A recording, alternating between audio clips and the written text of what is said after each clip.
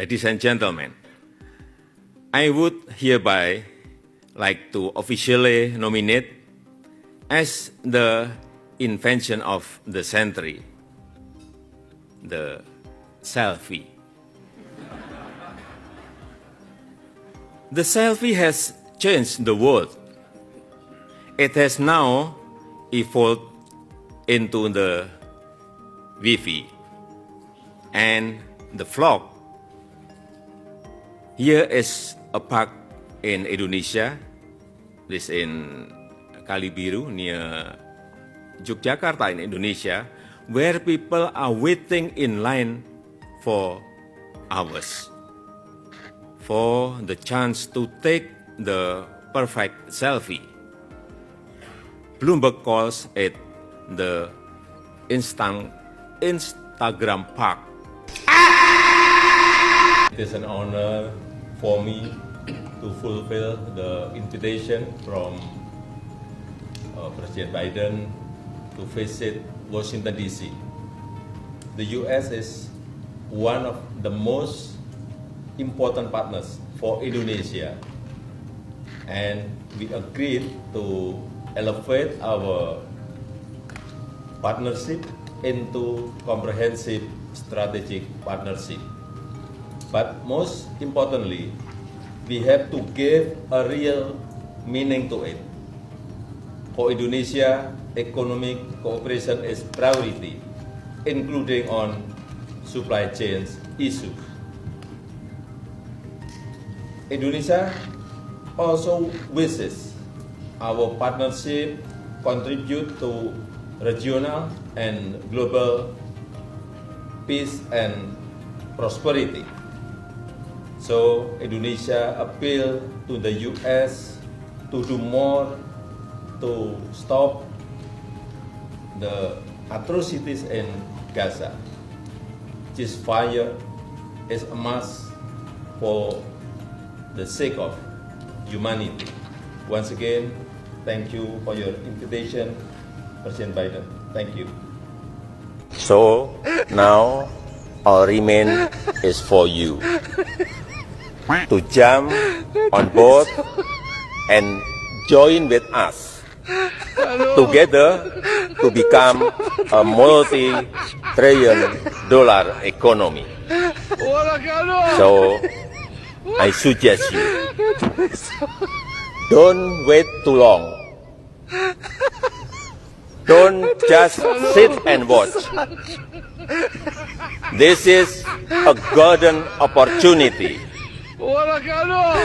that is very captivating in Indonesia, which all of you can be part of.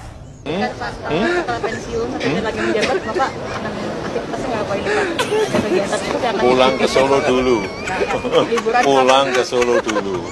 Divided into blocks, do you think the next presidency of the G20 India will have it a bit easier because the world is less divided? We need cooperation. We need collaboration, not rivalry, not open conflict. No. And do you think that it's going to be more possible? With the room of dialogue, with good communication, I think we will have the solution. Has there been good Could you let us ask the Chinese government can help the local market like this? How do you think Chinese government can help our local market like this? Maybe our digital transformation can help. So what's your comments? No, you know, 2.5 years, we have pandemic. So I must help to the seller, I must help to the micro and small enterprise with capital. Very important. I want to finish where we started, and that was where you talked about balance in the region. You know, how do you feel about China's growing influence and grab for power? Indonesia has, you know, is beholden to China on a number of big projects. Is that a concern to you? Do you feel that that has been a mistake? I think we need to always pursue foreign policy based on our principles. Indonesia has adopted since then a non-aligned view about where we put ourselves in the world. And we need to continue on that track. So on the one hand, we need to continue to maintain good relationship with China. On the other hand, we also need to maintain, good relationship with the US and other major players. And what we'd like to see is for all parties, especially in the region of Southeast Asia, to continue upholding the fact that Southeast Asia has been peaceful for more than 50 years. This is a region where tensions were absent in the past 50 years. But no longer. But we do hope it is continue to be that way, because it is very important for everyone in the regions. So Australia. So as President, would you play a greater international role I think so. hasn't been? I think so. Indonesia needs to play more active roles in the international arena, and that we need to be active based on our principles. So foreign policy does not always reflect more transactional approach, meaning it is not only about how much money foreign countries are coming into us. It is not only about trade, but it is about our contributions in sustaining peace and stability in the regions and across the globe. And Indonesia, as the fourth largest country in the world, need to play bigger role in that. Part. Oh yeah, and especially in Asia. So, we're talking South Asia. We're almost 40% of the populations in Southeast Asia. So we definitely need to be a little bit assertive and more active. We look forward to watching you proceed down this path, and it's really great to have had you with us. Thank you so much. Thank you for having me, Beverly. Pleasure. To do exactly what you ask us to do in relation to your own governments. Thank you very much. Governor of Jakarta and East Baswedan, you also have 2 minutes, Governor. Are taking bold actions. So is Jakarta. Jakarta commits to be a climate resilient city, and at the moment Jakarta is moving from car-oriented development to transit-oriented development.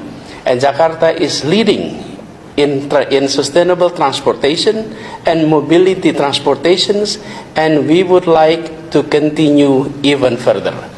So in these occasions, ladies and gentlemen, allow me to propose the assistance that cities needs from the UN. The UN may have a big role for supporting cities across the globe. First of all, the UN could encourage countries to acknowledge the achievements of climate actions at the city level, and that need to be calculated as part of national determined contributions of climate actions. Secondly, within the United Nations capacity, the organizations could lend a hand to foster vertical and horizontal integrations at actions and at policy levels. Lastly, toward the COP26, the United Nations could also support countries to develop comprehensive architecture and financing structure to translate the benefit that are obtained by national government in the global forum to be executed at the local level. Thank you very much. If I may interrupt, I just would like to say that we are fully on board with your suggestions. We'll do our best with our agencies and country teams to fully support your perspective, and in our global advocacy with governments